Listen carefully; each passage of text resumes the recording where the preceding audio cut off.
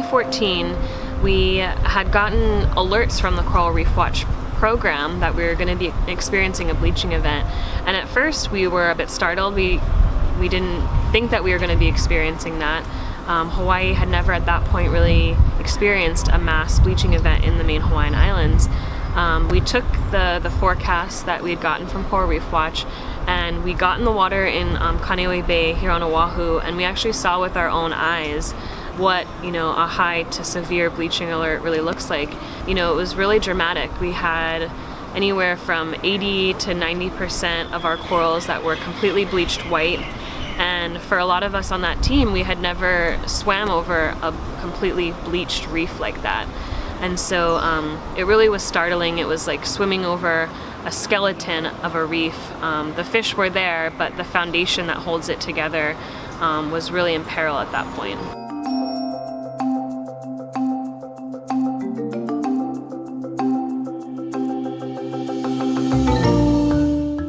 So the Hawaii Division of Aquatic Resources conserves the marine and freshwater resources here in Hawaii, which includes coral reefs, fish, and invertebrates. We came across the Coral Reef Watch product in 2014 when Hawaii started experiencing its most severe bleaching event.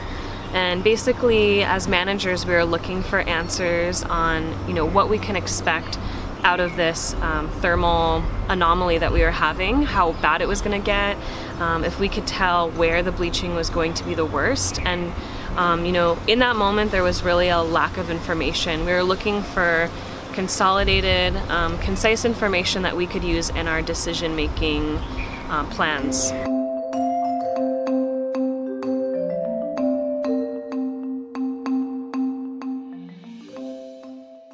In 2015, Hawaii actually experienced a second coral bleaching event. And we actually knew about this months before because of the Coral Reef Watch program. So because we had learned about it the year previous, we started looking at the products months before the predicted temperatures were going to start rising.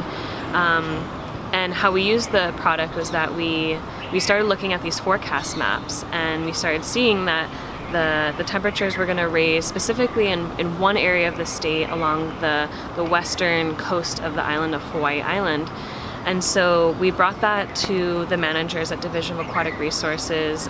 We looked over it with the decision makers, and we actually used that to prioritize our monitoring and our management strategies for that year.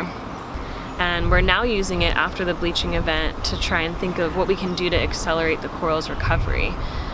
So we can, again, pinpoint those areas and really focus our efforts rather than trying to focus on the whole state.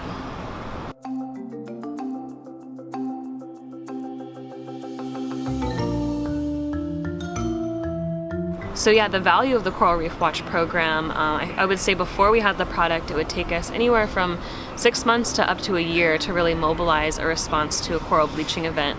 Now that we have these products, we can get a great overview of the situation, and we can mobilize resource managers within about a week.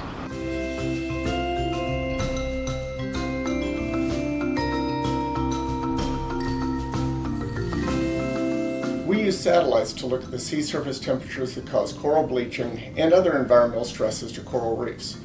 We also use climate models that can give us an idea of what corals are going to do a few months out, such as getting a 4-month outlook on the amount of coral bleaching that may be happening. Our products rely on anomalies. Anomalies are the difference between what you see right now and the normal conditions that a coral would see. Those normal conditions, called climatologies, are developed using a sea surface temperature product from the National Centers for Environmental Information called Pathfinder. We use Pathfinder to build that climatology for our products because it's the only high-resolution product available that can be compared to our new 5-kilometer products that we've developed and are using globally. These 5-kilometer products are extremely important because they're getting down to the level of a coral reef, or very close to the size of a coral reef.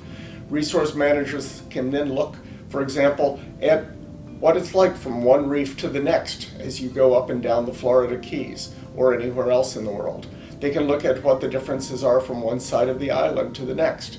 And so without a good climatology to develop these products, the climatology we build from Pathfinder, we wouldn't have the products that people rely on today.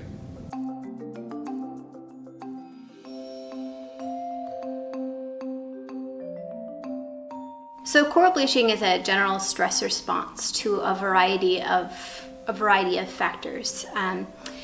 Corals bleach when there's abrupt or prolonged changes in the environment through changes in salinity, changes in exposure to toxins, to sedimentation. There's also the mass coral bleaching events that we see are due to prolonged thermal stress above the tolerance that corals can live within.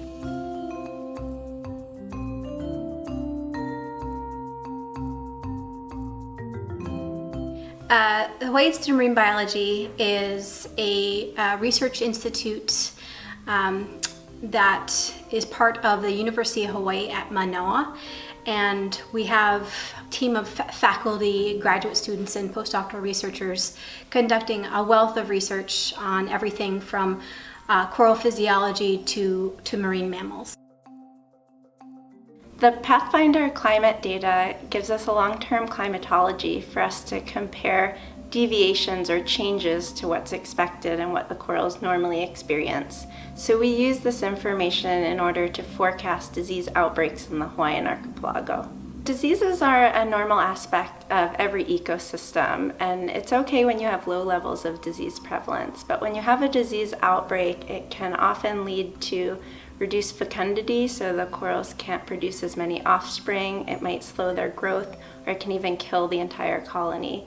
And often when we have these big outbreak events, colonies that took hundreds of years to grow are killed in sometimes less than 2 weeks. So it's really important to understand what you expect in terms of an outbreak event so you can practice potential mitigation strategies.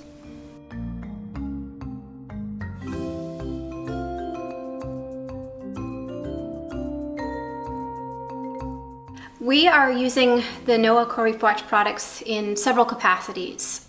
The products were invaluable for us at the Hawaii Institute of Marine Biology, as well as across to governmental and non-governmental agencies, to help us identify which regions in the Hawaiian archipelago are most affected by these thermal stress events.